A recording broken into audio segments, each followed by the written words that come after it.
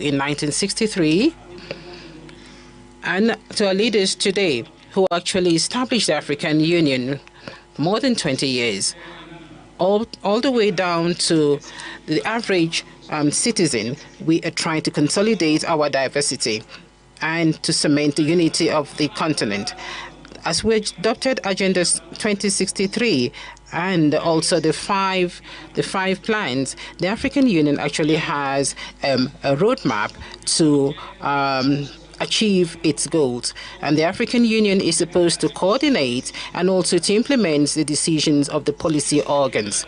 And if I am elected as chairperson of the Commission, I am going to make sure that we work together, and we actually have to go beyond the 37% of the work that we have done so far. In terms of peace and security and early warnings, through the Continental Early Warning System, we are going to strengthen the Peace and Security Council, which has to be more proactive, and the member states will also have to be responsible. The Panel of the Wilds would be given the means to work to continue its mediation work, and I will do my level best to make sure that resources are mobilized to make the African Standby Force operational, and we can also use the African Peace Fund. And with the relevant bodies, I am going to continue or to carry out the reforms which have not been implemented today, and I'm going to diversify our financing. And I will do my best to make sure that African Union has its own financing sources. And I'm also going to boost intra-African trade. We should go beyond 80%. And I will bring down all the non-tariff barriers and facilitate the free movement of goods and persons across the continent. The place of Africa on the international stage will be one of my...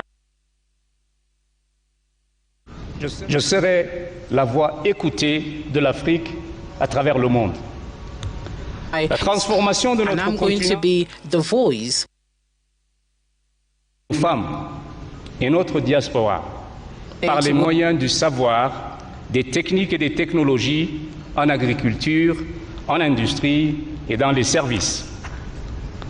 L'Afrique que nous voulons, mesdames et messieurs, est l'Afrique de la paix, de l'intégration et de la prospérité passe d'abord. Ladies and gentlemen, it's an Africa of peace, integration, and prosperity. And this has to go through the political will and the solidarity of the African people, and thanks to the support of our people. And so as I stand in front of you today and in front of all the millions of Africa, I want to tell you that if I'm given the chance of being the chairperson of this commission, I will do my best to make sure that our continent shines on the international stage. I thank you. Excellency Mahmoud Ali Youssouf.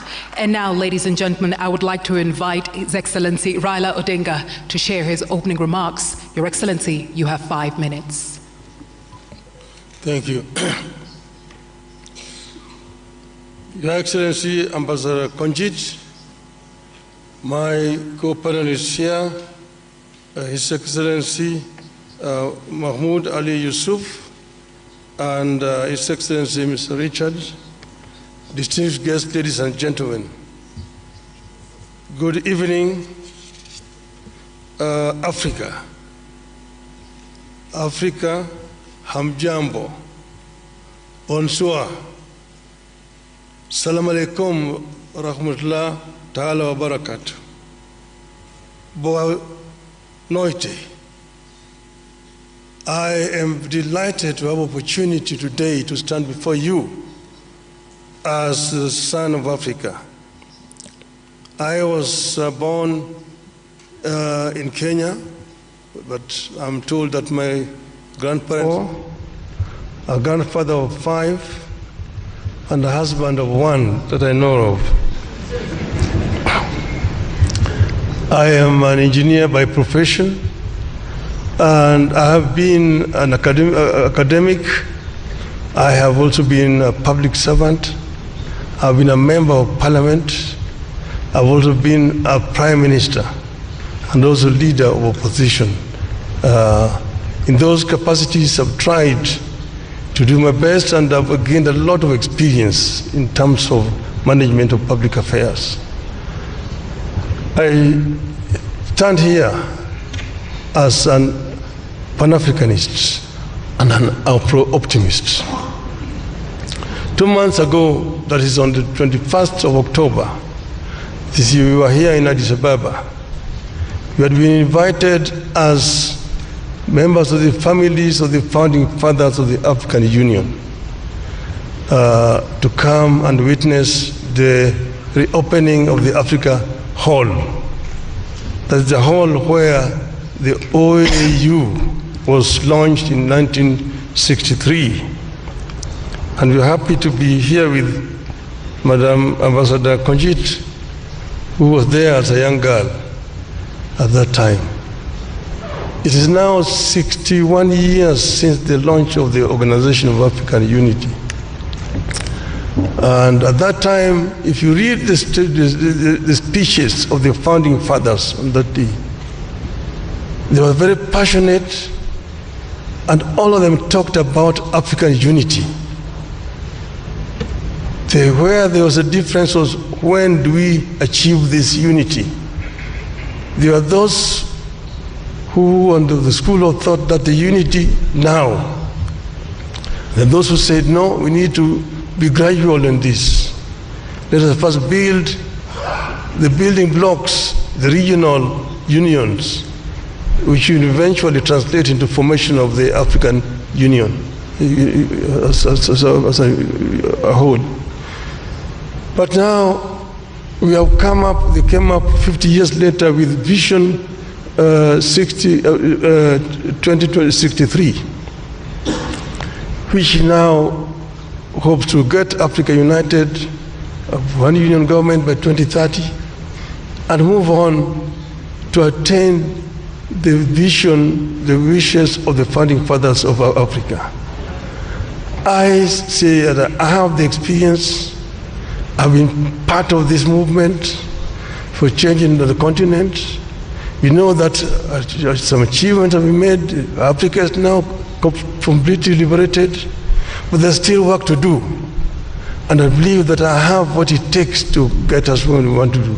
In the field of education, in the field of health, in the field of value addition to the abundant wealth that we have on the continent, in the field of trade, inter-African trade. I have acted as the African Union High Representative on Infrastructure. And in this I know that we have very comprehensive programs in PIDA, Program for Infrastructure Development of the continent. What remains is action. And what I want to promise the African people is that I am going to lead from the front to ensure that we achieve the visions of the founding fathers of our continent. I thank you. Merci infiniment au candidat du Kenya, Excellence Monsieur Raila Amolo Odinga. Et maintenant, Mesdames et Messieurs, Raila Amolo Odinga. Now we're going to listen to His Excellency Randra Mandrato from Madagascar. Excellence,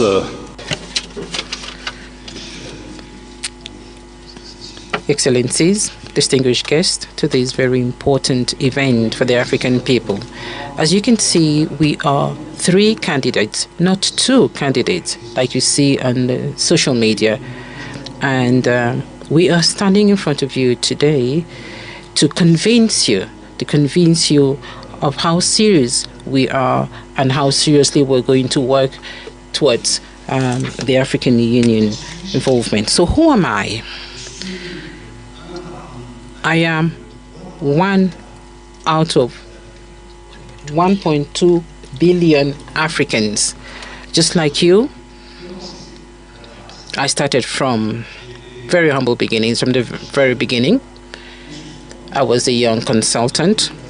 I was a researcher in microfinance sector, and I traveled across many African capitals, about 41 countries in the year 1989. Just like you, it was difficult for me to find a job, but I did find a job which was at the level of my capacity. And just like you, I actually build my career based on my conviction that each African citizen can actually survive. And just like you, today I am standing before you because I believe that I have the confidence and the trust of the president of Madagascar, and I am proud. I am proud that I was actually supported by my country.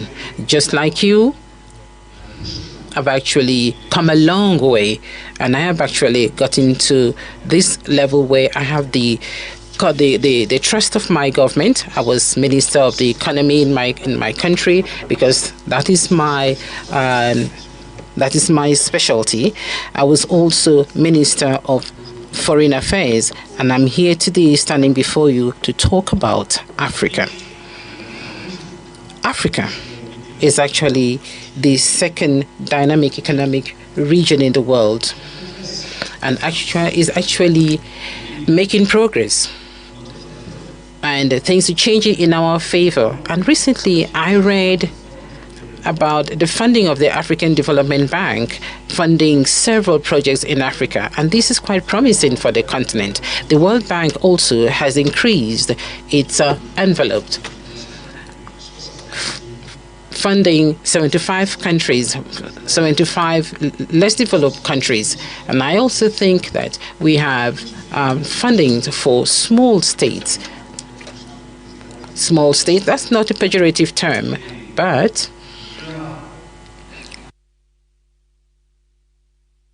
l'Afrique qui bouge, c'est d'abord les États qui réalisent ces performances. Une croissance économique qui va de 3,5 à 4% par an en 2025, c'est déjà suffisant, mais il faut faire plus. Et puis, il y a la maison commune, notre maison commune. Nous y sommes, c'est l'Union africaine. Ce que je constate, c'est qu'il y a une Afrique qui progresse, qui se développe, qui est dynamique, et une Union africaine où on doute de sa capacité à suivre ce progrès. Je me présente parce que je pense qu'il est indispensable que ceux qui pensent avoir la qualité, les compétences, l'expérience et la conviction, eh bien, aujourd'hui, je pense les détenir et j'espère que vous serez convaincus de notre candidature. Et je vous remercie. Thank you very much, Your Excellency Richard Randiamandrato from Madagascar. And now, ladies and gentlemen, this officially brings us to the beginning of our debate, where we move into the first round of questions. But before then, allow us to reiterate the rules and the guidelines for you, our esteemed candidates. You each have 4 minutes to answer the questions that will be posed, and you will each answer the absolute same question. Your Excellencies, with respect and humility, if you surpass the 4-minute mark, myself or my colleague will have to interrupt your response. And this eventually brings us to this moment, ladies and gentlemen, where my colleague and I will open the envelope for the first round of questions. Thank you, Anita. Merci infiniment à nos chers candidats qui viennent de se présenter à vous, mesdames et messieurs, et honorables assistance. Comme vient de le rappeler ma chère consoeur Anita Erskine, eh bien, tout de suite, nous allons ouvrir, mesdames et messieurs, le premier round de questions. Nous allons rappeler que les questions ont été rédigées en langue française et en langue anglaise. Elles ont été rédigées par un panel indépendant. Les enveloppes nous ont été parvenues tout à l'heure par son Excellence, Madame l'ambassadeur Kojit Sine-Georgis, et tout de suite avec Anita, nous allons choisir une enveloppe, Anita, pour poser la première question.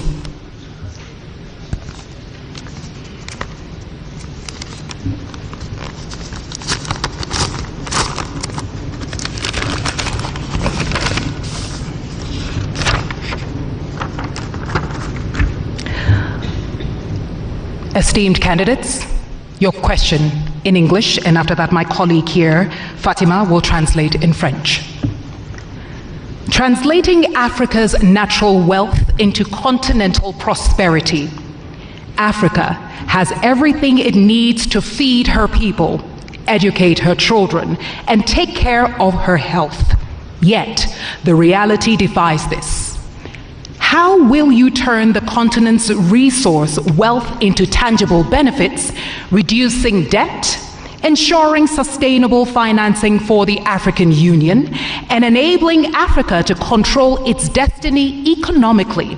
Also, how will you ensure that the African Continental Free Trade Area achieves its goals?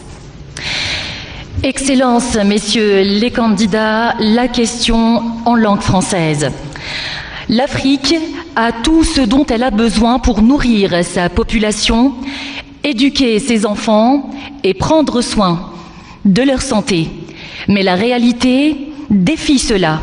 Comment allez-vous transformer la richesse en ressources du continent en avantages tangibles, réduire la dette, assurer un financement durable pour l'Union africaine et permettre à l'Afrique de contrôler son destin économique?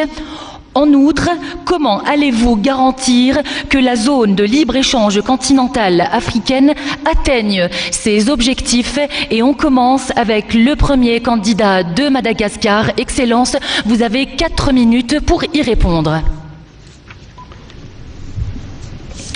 Cette question relève de l'aspiration 1, la première aspiration de l'agenda 2063. Et donc, nous allons donner quelques éléments de réponse, peut-être pas dans sa totalité, puisque en 4 minutes, nous n'allons pas faire une démonstration académique de ce que nous voulons faire pour répondre à cette aspiration. L'aspiration 1 de l'agenda 2063 s'articule comme ceci: une Afrique prospère, fondée sur une croissance inclusive et un développement durable. Votre question est vaste. Comment est-ce qu'un président with a very clear terms of responsibility, about 26 of those. And first of all, he or she has to demonstrate leadership characteristics, has to have administrative capacity, has to know protocol, has to be diplomatic. How can such a chairperson respond to such a huge question? I am an economist. I am a finance person by training. I do have some ideas to share. First of all, I can emphasize the importance of continuing to develop the economy at the continental level. You did mention our joint initiative about developing trade through, in theory, liberalization of trade, liberalization of the circulation of persons throughout our continent. In theory, I say trade can effectively become a source of economic dynamism. I think I understand that we're at about 12.6% of commercial trade between African countries. This is very low. For a continent such as Europe, a continent such as America, they go up to more than 50%. So what we need to do is to continue to continue with the efforts that we're doing. There's already a secretariat at the ICFTA. A secretariat, the ICFTA is just a geographical. It's zone. It is the geographical zone. We haven't yet attained this free circulation of trade, but if we manage to ensure that free trade can happen and can happen very quickly, it is very possible that we shall triple our performance in economic development. I am a farmer. I have a fish and chickens, and at a very small scale. And I support young farmers. And it's very difficult to pretend that one can have a good quality and one can sell the products to the neighbors. People are not able to really exhaust what is available in the market. But free trade is that. It is to learn how to master the capital virtues, capitalism. Where do you find money, and what am I going to do to find the money? I think we need to start modestly. We need to start at the level of the local development, so that slowly by slowly, with support from the government and of course the support of the African Union, we shall then at the end ensure that all of the citizens, young, medium-aged, and especially women, can have the opportunity of participating in this large continental market. Thank you very much, Your Excellency. You, Excellency Raila Odinga, first for your answer. 4 minutes, sir. Thank you. Africa is, of course, the least developed continent by comparison. Look at economic statistics. But this is because there are historical reasons why Africa is where it is today. And we will say that Africa does not need to remain here. We need to develop Africa. There are several factors which work against Africa. For example, the international financial infrastructure has worked very much against Africa, because African countries have been made to borrow money at a very high rate of interest compared to other countries of the same status as the African countries. So we need to address the issue of rearranging the international financial infrastructure. That is, I think, one of the major starting points. Now, Africa is the richest continent on the planet Earth in terms of raw materials. But it's a paradox that Africa also is the poorest in terms of living conditions. We say that we need not remain for perpetually the source of raw materials for industrial west or east. That we need to do value addition to raw materials which are coming out of Africa before we export them. And then we've also said that Africa needs to trade more with itself. There's big potential. Like the African Development Bank today says that 7 out of the 20 fastest growing economies in this year are going to be African countries.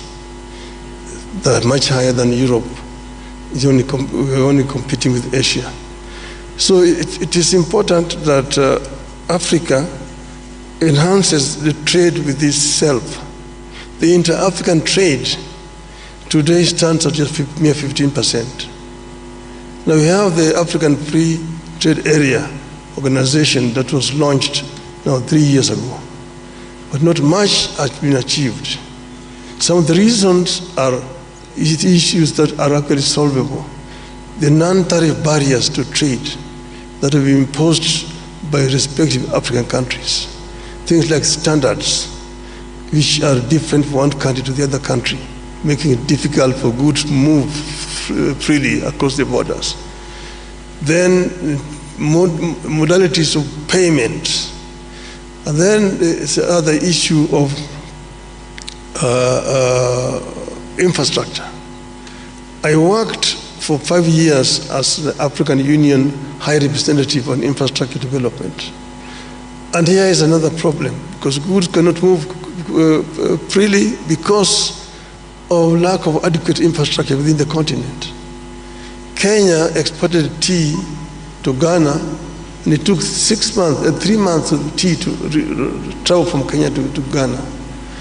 We have major infrastructure projects, the high-speed continental railway, the inter-African highways, Cape to Cairo, Tunis to Cape, Dakar to Djibouti, Dakar, Lagos, Mombasa, and so on and so forth. All these need to be developed. Energy is another factor. Energy is too expensive, but we can reduce the cost of energy and go green in the continent.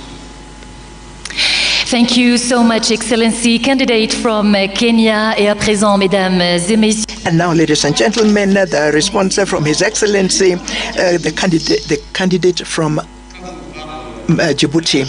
When you talk about the riches of Africa, we often think about natural resources, and the riches of Africa begins with its people. We have 1.4 billion inhabitants on the continent, and more than 60% of this population is young between 0 and 25 years. The first wealth of this continent is in its people. We must have the capacity to think about how we can ensure that these people, this population, can benefit not only from the existing wealth, but also add value to that wealth. How can we go about that? Through universal education, quality education in our countries. We should have the capacity of offering our citizens a free education from the primary to the university levels, and ensure that this education is spread in all over the regions of our continent and of our country. We must remove the obstacles to education. The feminine population represents 50.2%. There are still cultural obstacles. There are obstacles to the education of girls. So we must concentrate on valorizing our human resources. And then we have fertile land. What are we doing with this fertile land? We are still in many countries using very archaic agriculture. It is time to begin to develop an agriculture that I would call modern. It does exist in many countries. Look, for example, at a country such as Rwanda. Tea and coffee are actually, there's value added locally. Countries such as Ghana, countries such as Cote d'Ivoire, cocoa is transformed locally. Now, these raw products that we sell without adding value, we must be able to add value locally so that we can increase the wealth and also create employment. The transformation of agricultural products is a priority. So today, agriculture in many countries uses biotechnology. It uses the drip system. It uses seeds that are modified, that are quality seeds. Ethiopia uses quality seeds in order to be able to produce maize. Today, Ethiopia produces maize and wheat because of these seeds that are quality seeds. It is important to think about transforming agricultural product in place that will ensure that the people can get out of food insecurity, ensure that there is a specialized agriculture. There has to be areas of specialized agriculture, and that, I would say, is one of the steps that will lead to ensuring that this wealth can be at the benefit of the population. And then we come to natural resources. I acknowledge the work by President Museveni. He has said that he will not export petrol or gas as long as there will not be a refinery in Uganda. These are the examples from African leaders who take the destiny of their people in hand so that they can actually have value added locally. Now, trade, everybody knows that it is through trade that development happens. Look at China. China and all over the Chinese economy really target production and exportation. When you add value to our products, we can become exporters. Let me talk about tariff barriers and non-tariff barriers. That is not the problem. I think that the situation must be to, first of all, protect our wealth by transforming them locally. Thank you. Thank you, Your Excellency Mahmoud Ali Youssouf. Of round one, where I'm happy to announce we have a 5-minute break, and after this break we come to round two. You have been tuned in to us here from the African Union headquarters here in Addis Ababa, and we are bringing to you Mjadala Africa Leadership Debate 2024 with our 3 esteemed candidates vying for the position of chairperson of the African Union. Merci infiniment, cher candidat. Thank you very much, candidates, for having answered to the first question of the first round. Ladies and gentlemen, there's still 3 rounds to go in which you will all participate, and we're going to take a break of 5 minutes. We'll come back immediately after. Thank you very much for having listened to us. Thank you.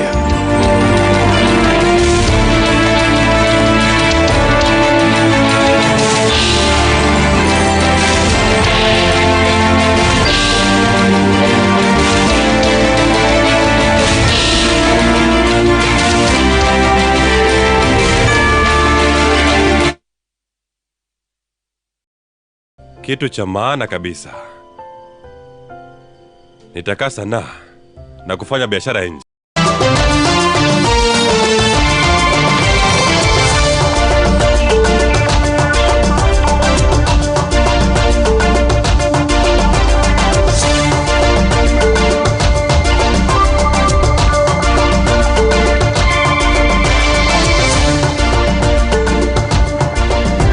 Jioni ya Ijumaa tarehe 13 mwezi Disemba mwaka 2024, mtazamaji, nikitumai buheri wa afya. Sisi hapa tumekuandalia makala maalum, taarifa maalum kutokea Addis Ababa nchini Ethiopia. Siku ya kihistoria, manake Kenya kwa mara ya kwanza inaingia kwenye mjadala kuwania uwenyekiti wa tume ya Umoja wa Afrika, ikigombania kiti hicho pamoja na wagombezi wengine wawili. Sasa mjadala wa mwenyekiti wa tume ya Umoja wa Afrika unaanza muda mfupi kutoka sasa, ambapo Raila Odinga wa Kenya na wagombea wengine wawili, Mahmoud Ali Youssouf kutoka Djibouti na Richard Randiamandrato wa Madagascar, watakuwa wanashiriki mjadala huo.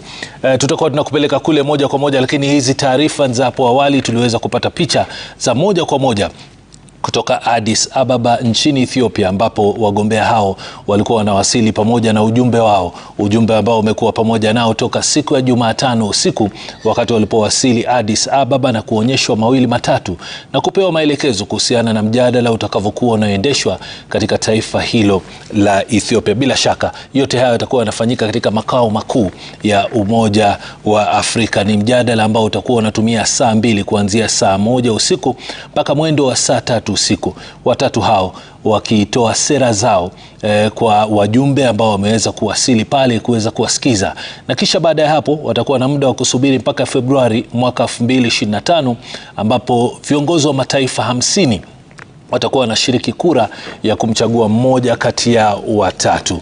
Kwa hivyo ndio mambo ambayo tunasubiri kuweza kuona jioni ya leo. Kama unavyoona ujumbe ambao unasindikiza Raila Odinga ambaye anagombea kiti hichi kwa mara ya kwanza, akiwasilisha Jumuiya ya Afrika Mashariki na kwa ujumla Kenya kwa mara ya kwanza, akiwa na msafara ambao umejumuisha gavana wa kaunti ya Nairobi Johnson Sakaja pamoja na viongozi wengine ambao ni wasaidizi wake, wakiwa wamemsaidia katika maandalizi ya mjadala huu. Tutakuwa tunafuatilia pia, kama unavyoona, Mohamed Ali Youssouf kutoka Djibouti pia akiwa ni mwenye kuwasili hapo awali, na tunao wanahabari wetu ambao wamekita kambi katika jiji kuu la Addis Ababa nchini Ethiopia. Namzungumzia Setolale pamoja na Stephen Leto, wamekuwa wakifuatilia matukio kwa karibu. Setolale na Stephen Leto, kwanza tuangazie hali iko namna gani kwa wagombea. Je, wanajihisi namna gani kama mmeweza kujumuika nao, na hali halisi tuwekeni picha kamili ya mazingira yaliyoko kwenye mjadala ambao utakuwa unaanza muda mfupi kutoka sasa. Nam Nimrod Masalheri kutoka jiji la Addis Ababa. Come to you live from the Federal Democratic Republic of Ethiopia, Addis Ababa specifically, where we are here from the African Union headquarters, bringing you what we call a historic moment. 3 esteemed candidates, each vying for the position of chairperson of the African Union, will debate tonight in front of the world, and indeed historic it is.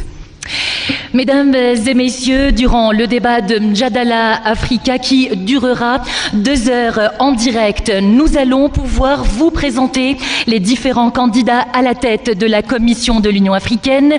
On abordera avec eux plusieurs thématiques majeures, des dossiers urgents du continent africain. Ils répondront à plusieurs questions préparées par un panel indépendant pour que vous puissiez justement, mesdames et messieurs, savoir comment et quelle est leur vision pour mener le continent africain et cette haute instance qu'est l'Union africaine vers l'épanouissement et le développement.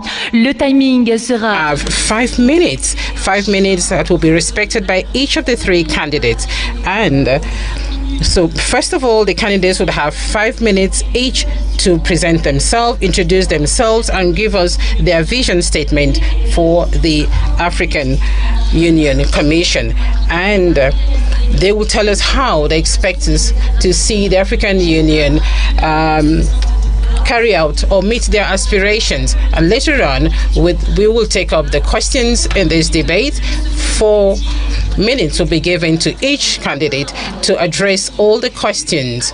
And at the end, each candidate will have 2 candidates for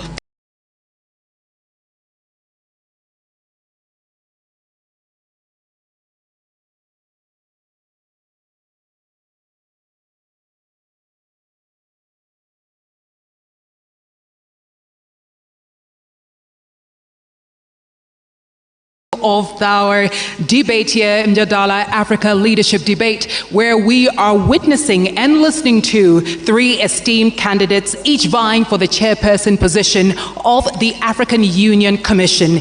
Earlier on, we heard their thoughts on issues such as the African Continental Free Trade Area.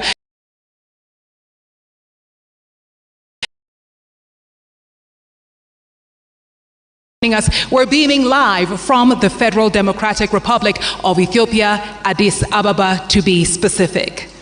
Et pour ouvrir le deuxième round, mesdames. To start the second round, ladies and gentlemen, honorable participants, we're going to open a second envelope so that we can see the question that was prepared by an independent panel for this debate. Let me remind you, ladies and gentlemen, that the questions were drafted in 2 languages, in French and then in English. So, Your Excellencies, the candidates, your question is this. In spite of the hopes of the African Union to silence the arms between now and 2030, the conflicts continue to take place. How would you go about proposing African solutions so that you can ensure that there is a prevention, management, and a resolution that are effective and sustainable of conflicts? And how would you accelerate the advance of Africa towards a permanent seat in the United Nations Security Council? That's your question. Whose aspiration to silence guns by 2020, conflicts persist. How will you foster African solutions to ensure effective and durable conflict prevention, management, and resolution? And how do you plan to accelerate Africa's push for a permanent seat on the United Nations Security Council? Ladies and gentlemen, our esteemed candidates, the first to answer this round of questions will be His Excellency Raila Amolo Odinga. You have 4 minutes, Your Excellency. Thank you very much. Well, silencing the guns on the continent. As you know that in 2013, the EU met and passed a resolution to silence the guns by 2020. We are today in 2024, and the guns are not silent. They're very loud, roaring all over the continent. We need to address the causative factors of these conflicts. There are some which are conflict caused by poverty or deprivation. Some of them by conflict within the society, again, things like ethnicity and so on. Some of them are externally influenced or promoted. Some are religious and so on. So there's not a common factor. But what you need to do is to address the causative factors which could translate into these conflicts throughout the continent. And this is what I will do myself. First, as you know that all African countries are not at the same levels of development. Those which are more developed, like for example in terms of governance, there are some areas where you have got exclusions of people, and as a result of this, there's some people move to use other means. We need to find a way of creating an environment for dialogue within our societies so that we can be able to prevent these differences, conflict ending up into violent confrontation between the various groups.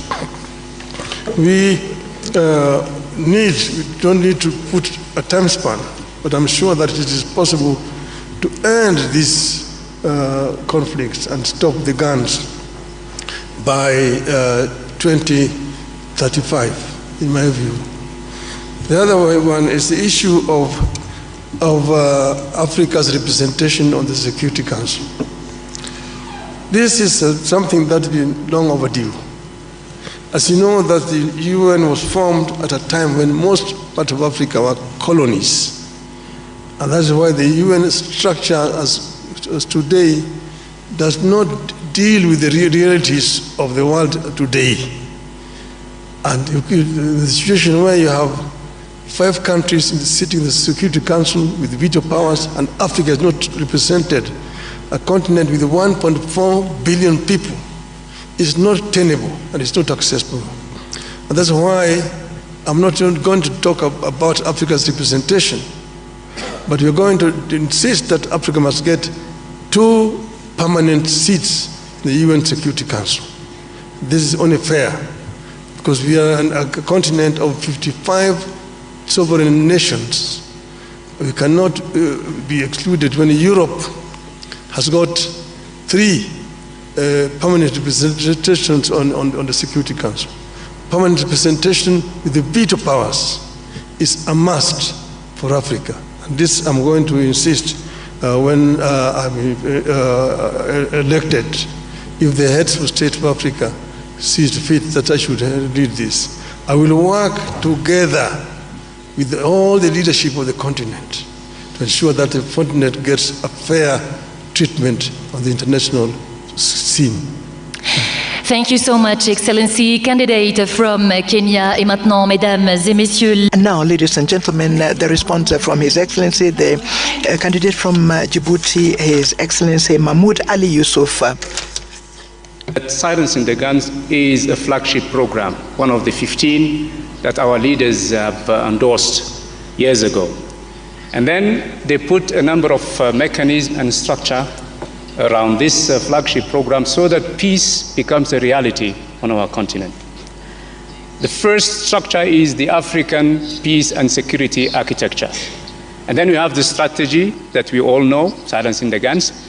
And to support this strategy, the African Union put in place a number of mechanisms. One of them is the Peace and Security Council. The other one is the Committee of Elders, the Committee of Chief of Staff.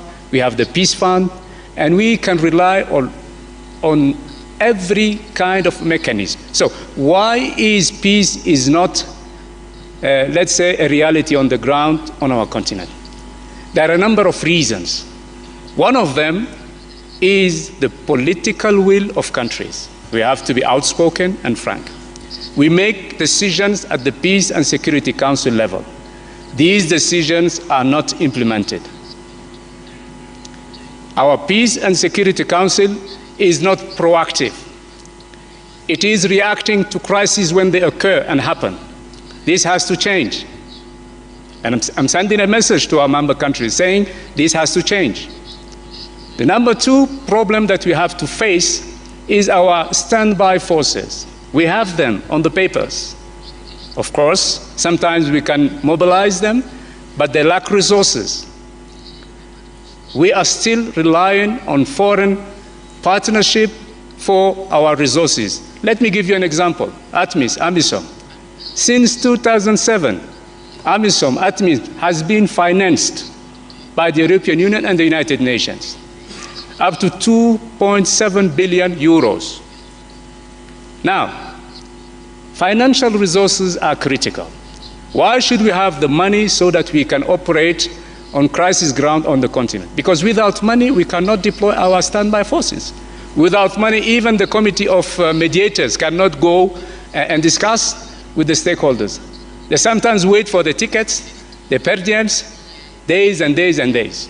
It's very critical that the Peace Fund, in which we have $400 million, that the Commission and the PRC, get to the compromise situation where that money could be used for peace on the continent.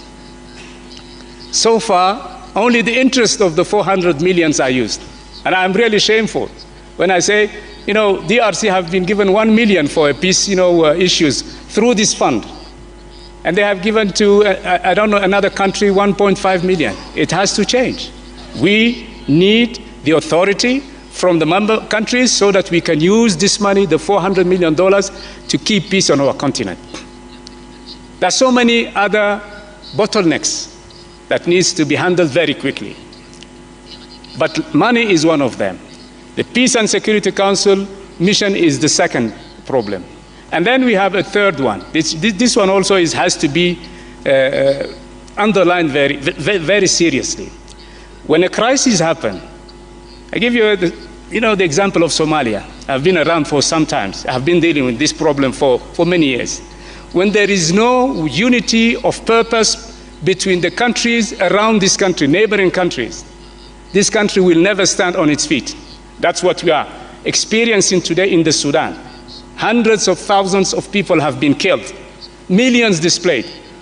Neighboring countries are still fighting on the Sudan, and the African Union and IGAD are watching. Sorry, sir, your time is up. Okay, sorry, because I can talk hours about this issue. No problem, sir. Thank you so much for your contribution. And ladies and gentlemen, as a reminder, especially to our esteemed candidates, if you go beyond the time, I will be forced to interrupt, and I don't want to do that, so please forgive me. May we kindly have our last candidate, His Excellency RUTO, to respond to the question. Your Excellency, the floor is yours. Faire taire les armes. Silencing the guns and issues relating to peace and security in general actually are due to so many things. It's not like turning on a switch or switching it off, not on and off a switch. No, there are several factors that have to be taken into consideration, and that is the reason why the African continent and the African Union have been challenges to silence the guns. But we have to resolve our conflicts peacefully, and this is one of the principles of the African Union, just like the principle of non-interference. So this is an aspect that we all have to actually look at. When exactly do we talk about non-interference, non-indifference, and how do we use them to silence the guns? But that is the situation in which we find ourselves in. And if I am chosen by the heads of states and government as chairperson of the commission, I will make sure that the African Union Commission would actually work towards resolving our conflicts peacefully, because we have that in the Constitutive Act of Africa, of the African Union. So we have the Peace and Security Council, we have the Peace Architecture of the African Union, but we also have the United Nations Security Council. And then bilaterally, we've got efforts that are underway, and we've heard about progress in some areas, in some regions where we have long-standing conflicts. And then we also have the opportunity of ensuring that there is solidarity with the United Nations, the African Union and the United Nations. This is a framework that could actually enable us to sit down with the international community and talk about crisis in Africa. Why should we only talk about the crisis in Ukraine? Why not talk about the crisis in Sudan and crisis in other African countries? So we are talking about financing peace missions, but there is also a program that actually wants to see the program of the United Nations, that is the SDGs, aligned with Agenda 2063.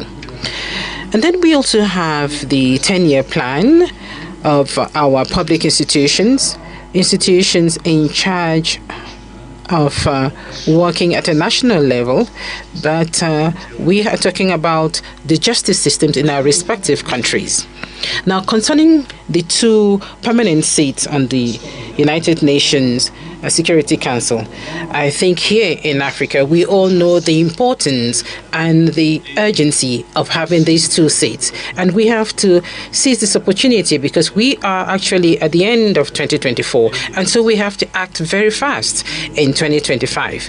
And this should be the mantra of the African Union in 2025. And so, of course, we have to make sure that we can actually speak with one voice on the choice of who will represent Africa on the United Nations Security Council. It's not going to be easy.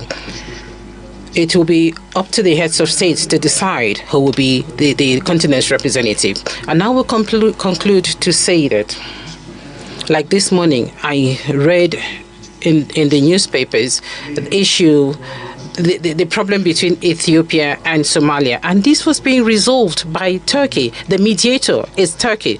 Let us be responsible. Let us be serious. The African Union should be that person doing the mediation. Thank you. Thank you very much. Thank you very much, candidate from Madagascar. Ladies and gentlemen, this is the end of our second round, and without any transition, we are going to step into the third round, and we are going to discover the question. Anita, you have the floor. Now, ladies and gentlemen, we move into the third round. Once again, if you're just joining us, these questions have been formulated by an independent panel, and the questions will be open and seen only at the beginning of the round, as I'm doing right now. Esteemed candidates, on the topic of reviving Pan-Africanism and countering external influence, Pan-Africanism is declining, and external powers and internal divisions challenge Africa's integration efforts. What specific steps will you take to rekindle the spirit of Pan-Africanism, counter big power politics on the continent, mobilize African countries behind a common integration agenda, ensure resource self-reliance, and position regional economic communities at the center of this process? Cher candidat, Distinguished candidate, your question is as follows in French. L'africanisme est en déclin et les puissances extérieures et les divisions internes remettent en cause les efforts d'intégration en Afrique. Quelles mesures spécifiques comptez-vous prendre pour raviver l'esprit du panafricanisme contre la politique des grandes puissances sur le continent, mobiliser les pays africains derrière un programme d'intégration commun, assurer l'autonomie en matière de ressources et positionner également les communautés économiques régionales au centre de ce processus?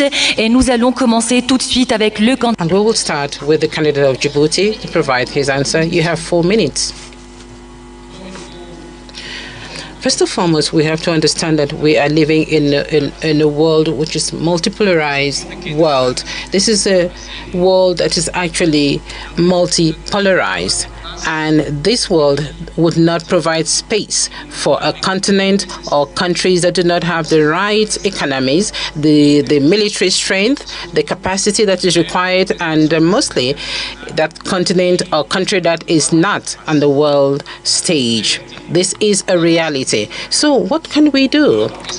What should we do? I think it is very important that the Global South should actually take action. And in the Global South, it is Africa that actually has to stand out. And how is Africa going to stand out? If we do not represent much in terms of global trade, you cannot actually sit around a table where decisions are being taken for the destiny of the world.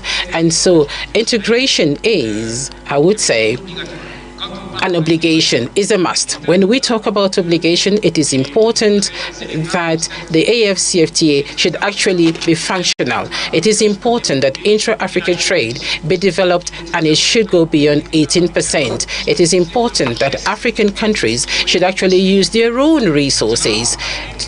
And so Africa has now a seat on the G20 table. We want to congratulate South Africa for chairing the G20 next year. And so it is important that the African Union Commission should be working hand in hand with the African Union to actually make sure that Agenda 2063 is a priority item on the agenda of Agenda 2063 of the G20. Africa has to be also on the UN Security Council. Just imagine 80% of the issues discussed at the UN Security Council is African problems. When we talk about security issues, who do we talk about? Africa.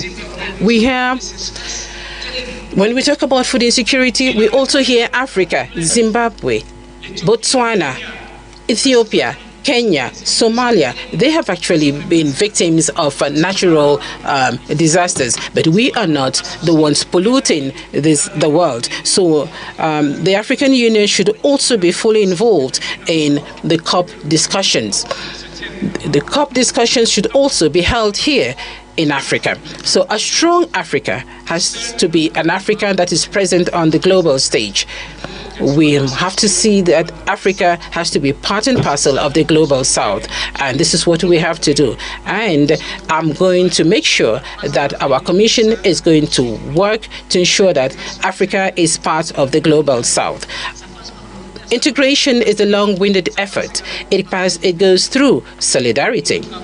We are not working among ourselves. We are not speaking to one another as neighbors. We'd rather trade with non-African countries because we have non-tariff barriers, because our currencies are not convertible. Our currencies are not convertible. If I want to trade in birr with Ethiopia, and Ethiopia wants to trade in France, definitely there is loss of money. So we should have a payment and compensation system in Africa. We have to mobilize resources between 5 and 10 billion so that this compensation system is functional. Are we going to have a single currency in Africa? Why not? That is possible. Her Excellency Randia Mandrato, it's your turn, sir. 4 minutes. Je ne pense pas. Well, I do not think that Pan-Africanism is actually dying out. No, because Pan-Africanism is in us. We are Pan-Africanists. You cannot erase the history of this continent, the history which also includes the efforts of our diaspora. So Pan-Africanism is really not dying in Africa. It is true that we all have a huge responsibility. The current generation that we have to work to make sure that the future generation should not forget what our founding fathers actually had in mind when they were establishing the OAU. So that all those who are in Africa should continue to live the same dream the same dream. We inherited this continent from our founding fathers, and we have the Africa that we want. The Africa that we see is the Africa where we live in, and the Africa that we want is the Africa that we want to prepare and which we must prepare. And so there is a clear difference between the Africa in which we are and the African Union, which is our own home, the common house. And if the African Union Commission does not put in the right resources, the human resources and the financial resources, even the diplomats and the military, we will not get to where we want to be. And so I am of the opinion that it all depends on the will of the people to go beyond the challenges that we face today. We all know the problems of our African Union today. There are certain aspects that do not meet the expectations of the people.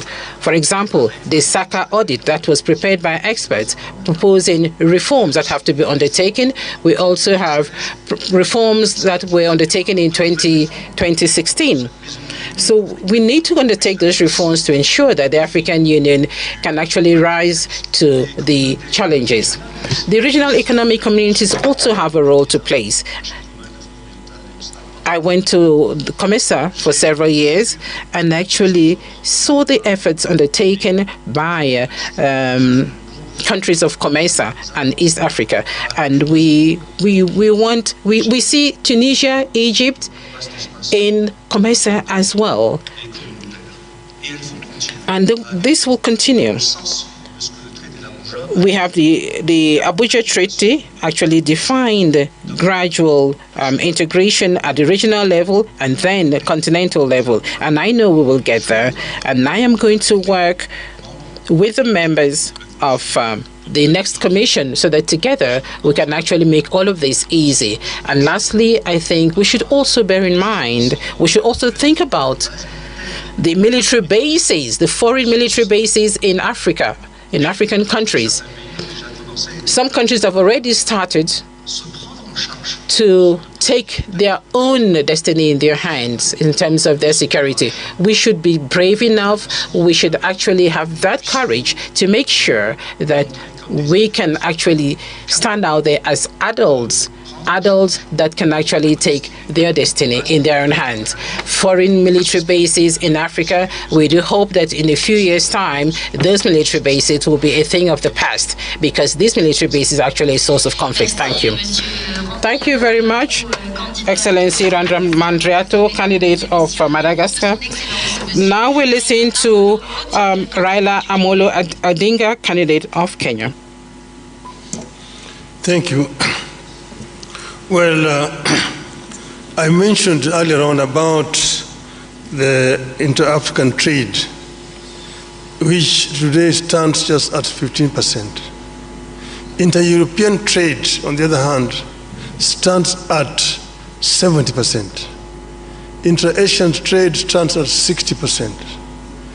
Africa trades more with the external world than with itself, wasting a lot of resources.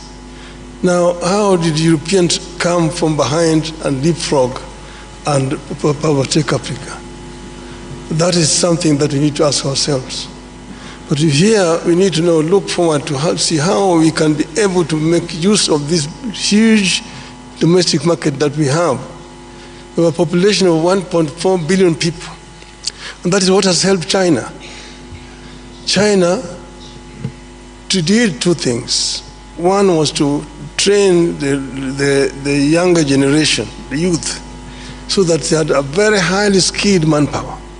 And when they liberalized their economy, the manufacturing unit in the West rushed to China. If you go to China, for example, take the automobile, the Ford, the Jeep, the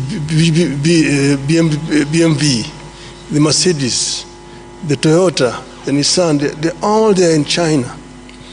And because there was cheap, highly skilled, cheap labor, secondly, cheap raw material. The raw materials which they were actually getting originally from Africa. And that is how China has managed to develop a 600 million people middle class. Africa can be able to fill the gap which is being left down there by China by actually coming together and opening up. So we need to come together as Africa and create an African market which will be able to attract investors to come to our continent. Africa is the youngest continent in terms of population. 70% of our population is below the age of 35. That is a big bonus. It can be a bonus or it can be a curse. If the youth are not empowered, given requisite knowledge and skills, they become a drug to society, drunkards, drug addicts, and criminals. But empowered, they become a real source for wealth creation. It is a pity today that many African youths drown in the Mediterranean trying to seek greener pastures in Europe because you have not created conditions that can retain them here. Now we are saying that we want to create a situation where every African youth must be connected to the internet and using the artificial intelligence and information technology, we can be able to give this youth opportunity to work anywhere in the world when they're staying here on the continent. This is something that we are going to address, empowerment of the African youth, and together with the African woman, so that we create a workforce that will be helped in terms of wealth creation on the continent. This will enable Africa to leapfrog and to catch up with the rest of the world. I'm saying that I want to be a vehicle to be used to help Africa to get there. We will work together with all the leadership in the continent so that Africa moves. Thank you, Your Excellency. Thank you very much, Your Excellency Raila Odinga, finishing us on the third round. And now we move into the fourth and final round, and I give my sister the opportunity to open the envelope and tell us what the first or the last question rather is. And ladies and gentlemen, as a form of a reminder, after this we have a quick break, and after the break each of our esteemed candidates will have 2 minutes to share their closing remarks. Fatima?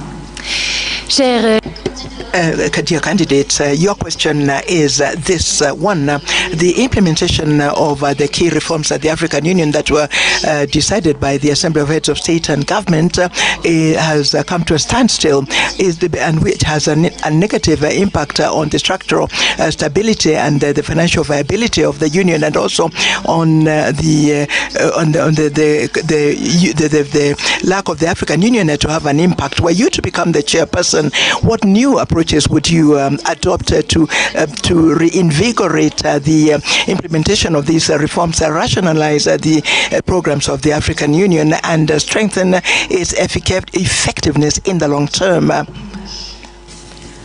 Under the topic of implementing of reforms agreed under the Assembly Decision 635, the implementation of key African Union reforms decided by the Assembly of Heads of States and Governments has stalled, with an adverse impact on its structural viability and financial sustainability, and the AU's focus on a high or a few high-impact public goods.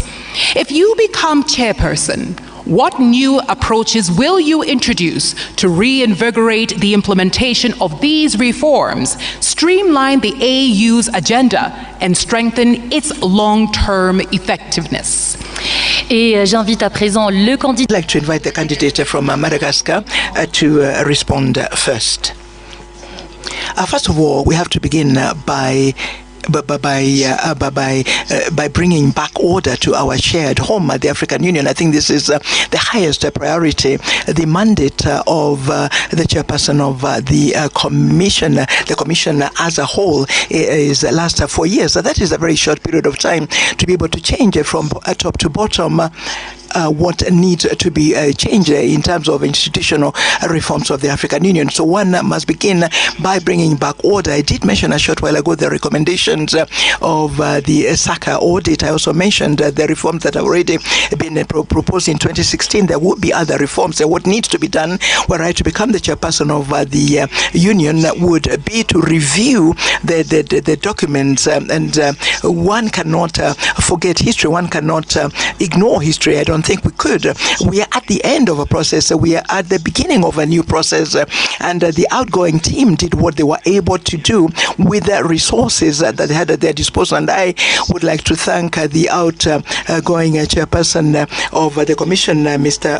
Faki, and his entire team. And were I to be elected chairperson of the commission, I would work, of course, with the chairperson, because it will be a lady chairperson. Now, these reforms have to be prioritized. There are reforms at the level of the financing of the African Union. There are reforms in terms of mobilization of strategic partnerships. There are, of course, issues that have to do with the effectiveness in the area of peace and security. So we have to prioritize the reforms. Yet, once again, 4 years is too short a period of time. It is therefore important to review objective by objective. Strategic objective is what I mean of the 10-year plan 2024-2032. And since it was my responsibility in COMESA, one can perhaps plan for strategic planning over perhaps 2-3 years, which strategic planning would make it possible for us to identify the urgent issues and to align the financing of these issues. The 10-year plan does not allow one to do this. And maybe were we to have a strategic plan, we could perhaps be more specific and address the matters that need to be addressed urgently in the way of reforms. And I also think, as I said a short while ago, that the organs of the African Union, beginning with the Conference of Heads of State and Government, but also the committee of the PRC, the Permanent Representatives Committee with the Pan-African Parliament and the other organs, all the organs of the African Union should agree on the speed they should work at, so that at the end of the day the reforms become visible, become tangible, and that the citizens of the continent can appreciate the effectiveness of a new of the new African Union led by a new team. Thank you. And now I yield the microphone to you, Excellency Raila Odinga. 4 minutes, sir. Well, we know where we are as African Union, and that's why the heads of state came up with that committee on reforms, which was headed by former president, current Rwanda President Kagame. The chairmanship has now been passed over to Honorable William RUTO, President of Kenya. I have had long discussions with President Kagame when he was chairing that committee, because I was working as a high representative of the AU on issues of infrastructure. And I know the kind of frustrations that you feel working that way. I know that 93% of the resolutions that are passed by the heads of state at the assembly are never implemented. Now, there's some of them are resolutions which were probably not necessary. Some of them are not implementable, but majority of them are just not implemented. Some have to do with the structure and management of the AU at the headquarters. I'm not trying to pass any judgment here because I know that Mr. Paki has worked very hard to try to make the organization move forward.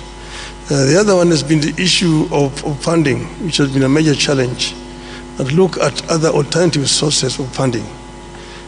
When I was there as high rep on infrastructure development, we came up with a proposal to set up an infrastructure fund for Africa, and using the African resources, because many of African countries have got a lot of money in sovereign funds, from which the AU can actually borrow without having to pay so much high interest.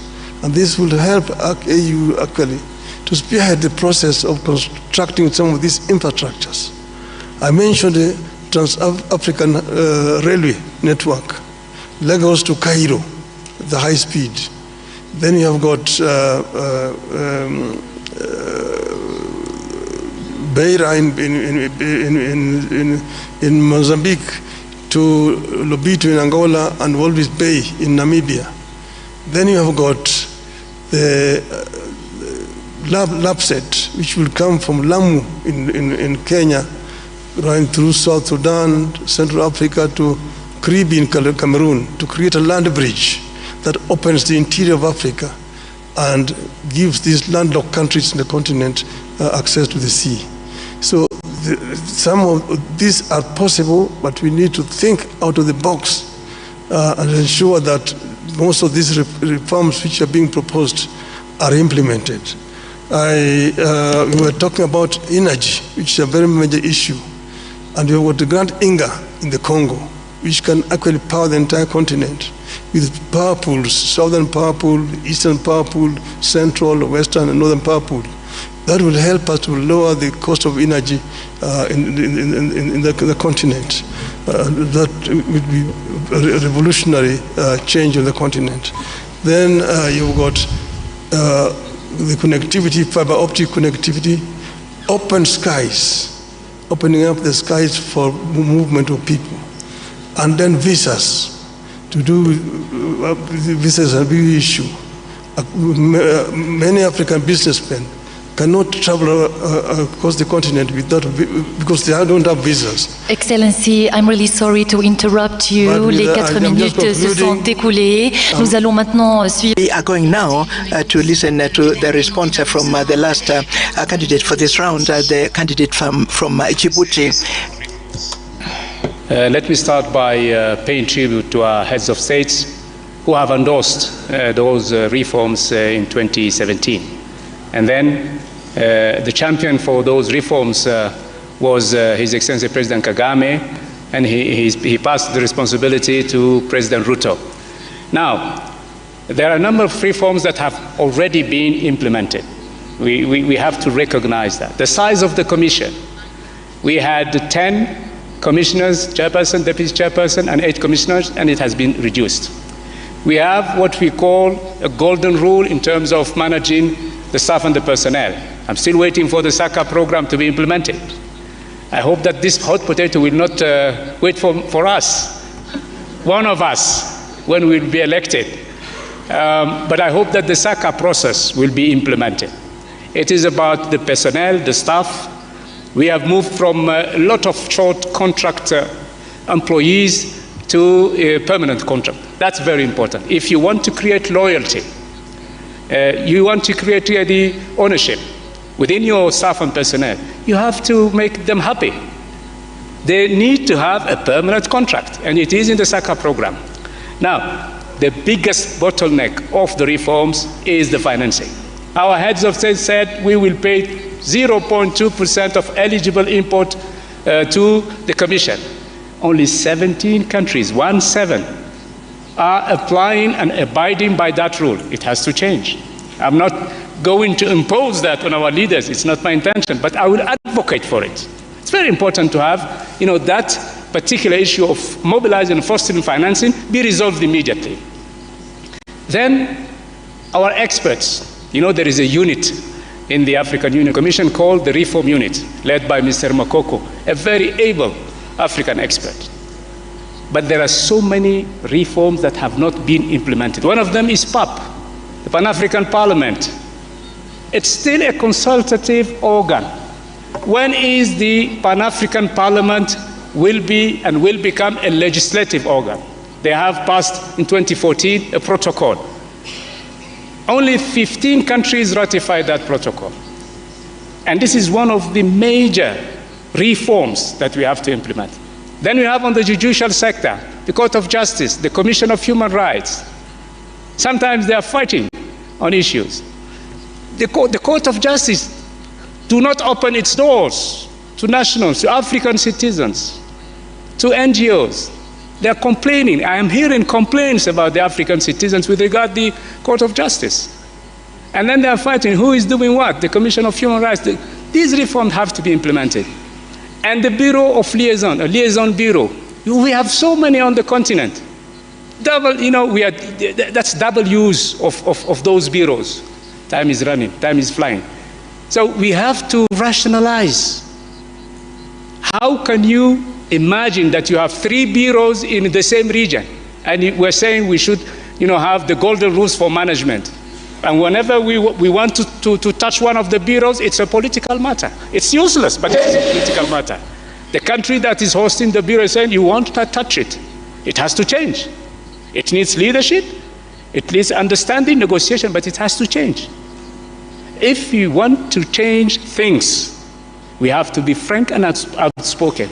We have to be, really tough when it comes to be tough, and lean when it comes to we have to do it. We have to do it.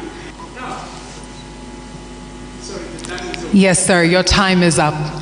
And now, ladies and gentlemen, that brings us to the end of round 4. If you are just joining us, we've had 4 rounds, and each of them has touched on a thematic area. And now we will go for a quick break. When we come back, the candidates each have 2 minutes to share their closing remarks.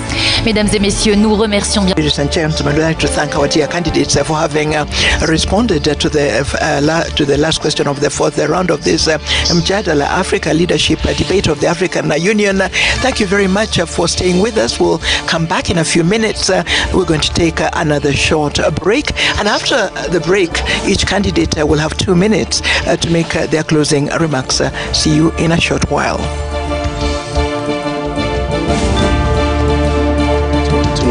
Three candidates, the candidate Kenya, the candidate from Djibouti, and the candidate from Madagascar, said there has been key issues that we've seen so far being the questions being raised to the candidates. So far, so good. The issue of Pan-Africanism, the issue of what you'll call regional security and continental security, as well as the issue of infrastructure funding. So far, we've seen the questions. What do we expect based on the itinerary coming after this break? Well, you had it from the moderators, 2 minutes each of closing remarks.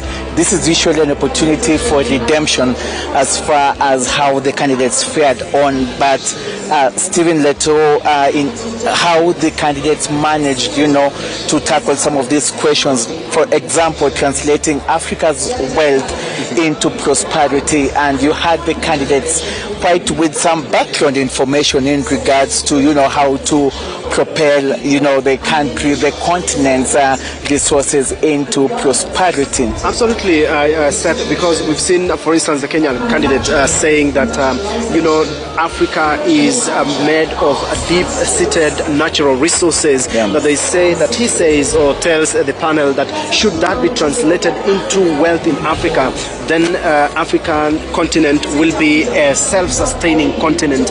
He's also touched a lot with regard to how the intra-trade has really, clawed back in Africa, citing where that Africa has very minimal intra-trade, while other continents like Europe, Asia, America, all having a very high intra-trade, making themselves self-sustaining as a continent. Exactly, and sentiments shared there by his other competitors in this particular race. Ali Youssouf from Djibouti saying that the $400 million US dollars that the continent receives from developing partners and institutions such as the European Union and the World Bank instead should be forfeited, and that the continent should have its own funding, and especially on matters development. On his part, the candidate from Madagascar, that is Richard Mandrato, did say that the population of Africa, that itself is a human resource. He did mention the likes of how India is one of the biggest economic drivers globally, and say that the human resource in Africa can be translated to wealth. Absolutely. The issue of continental security is also one that has been really touched on in the second round of questions, where we've seen the Kenyan candidate Raila Odinga insisting more on Africa getting 2 seats with veto powers at the United Nations Security Council, questioning why other continents have, or other countries, for instance, have their permanent seats in the United Nations Security Council that plays a critical role in terms of international or global decision making with regards to the security in each and every continent. Raila Odinga there seeing challenging the continent and the panelists, for instance, that how come a continent of Africa with a population of 1.4 billion people still sits without a seat in the United Nations Security Council that is supposed to have, in fact, not 1 but 2 with veto powers. That, of course, coming because some of the issues that we'll be facing in February during the election, Seth, is countries in Africa that continue to face a lot of security challenges. For instance, 5 countries from the West Africa that have been experiencing coups will not be taking part in the coming AUC elections, for instance, including Sudan, that has been suspended. For instance, in West Africa, the countries like Gabon, Guinea, Niger, Burkina Faso, and Mali will not be allowed to take part in this vote because of the coups and insecurity that has led to that particular decision. And so we continue to just look at the candidates. We've seen a Kenyan delegation that has accompanied the AUC candidate for Kenya. We've seen the governor for Nairobi leading a team there, coming to just what they are saying, give solidarity to one of their own. And of course, you know that each and every delegation has 9 slots in that particular multi-purpose hall. Absolutely. Which has exactly 110 seats, representing 2 seats per the 55 member states of the African Union. Remember, when we come back now, we will be having what we will call also the candidates making their closing submissions. They did make their opening remarks, and we are now waiting to see on how they will make the final submissions. Remember, it is touted that such debates are really key and instrumental in their very last leg of campaign, as they go to other countries to seek for support, because this is an opportunity to convince the voter who are the heads of state in Africa to really vote for them. Exactly. We've seen Raila Odinga making a lot of ways, but let's really go back into the multipurpose hall for the debate. Of our debate today, Mjadala Africa Leadership Debate 2024. And we want to say a special thank you to our audience around the world. The questions you sent truly informed the kinds of questions that we then asked our panel here. And we are very happy that you were very involved. It goes to show that indeed the Africa we want is in your hands, and that you are actively involved in doing this together. And now, ladies and gentlemen, we are back to our last session. My name is Anita Erskine, and I'm joined here by my colleague Fatima Sharif, who is our French speaker. Merci beaucoup. Merci beaucoup. Thank you very much, Anita. Ladies and gentlemen, thank you very much for being with us for this final lap of the Mjadala Africa Leadership Debate of the African Union. You have listened during the debate, the questions that were raised, the answers that were given by the different candidates, and we're coming to the end of the debate. And so, Anita, we're going to listen to the closing remarks to the candidates. So thank you very much, Fatima. Candidates, you each have 2 minutes to share your closing remarks, or better still, your last words. We will start this round with His Excellency Raila Odinga. Thank you. I am delighted to have the opportunity to address our people of Africa. And as I've said, I am ready to work for Africa.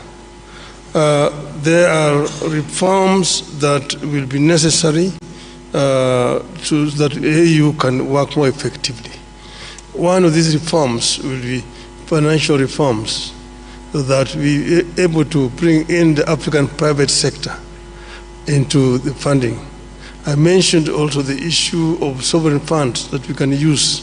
We can create a fund that will enable AU to do all its money work. Then there's issue of 0.2% of the duty, which only 17 countries are remitting. I will work to ensure that all the countries can pay their dues to the Union. This is what happens in the European Union, and that's why European Union is able to even fund African Union. It's a shame. We can be able to fund this organization out of our own resources on the continent. And this is what I'm going to try to do. And I said that I am ready on day one when I'm appointed. I will not need any kind of induction. I'm ready to work for the continent, and I will offer my best. The days of Africa have come. The African lion will begin to roar and tell its Asian tiger, counterpart, and the European bear, and the American jaguar, that this is going to be Africa's millennium. 2000. Dear candidate, I'm really sorry to interrupt you once again, but these are the rules of the debate. Nous allons maintenant, mesdames et we are going now, ladies and gentlemen, give 2 minutes to the candidate of Djibouti closing remarks.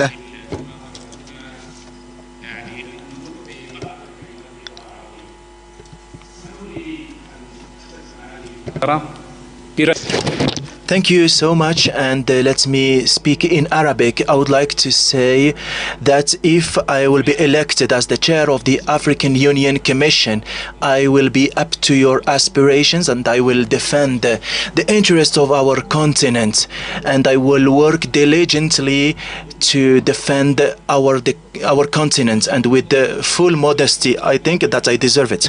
Je souhaite à nos pays, à nos peuples africains. So I wish for our African people, our countries, a very happy 2025. Tonight, I wish to all African nations and citizens all the best. Thank you for your support. Thank you very much, Your Excellency. And now 2 minutes for you, His Excellency Richard J. Randemandrato. En 2025, in 2025, there will be a new team that will be leading for 4 years. They will be leading the African Union Commission for 4 years, and there shall be 8 high-level public servants like most of us, and we shall be the ones to continue with reforms.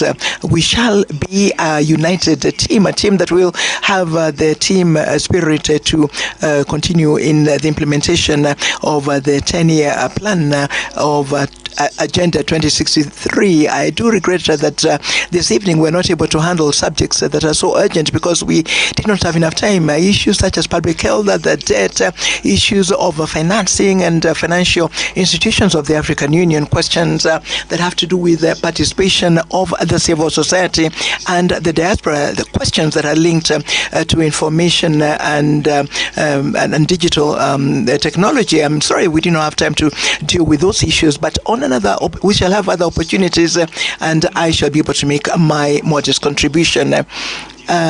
Like in public sport, there have to be players, and there have to be those who choose, who select the players, those who select the heads of state. It is up to them to select the team that will lead the African Union Commission for their need. We need a leader. Men and women need a leader, and I hope that in 2025, the wisdom of heads of state and government will balance the team that will win, so that the Africa that we want can continue to win the battle for sustainable development. Thank you.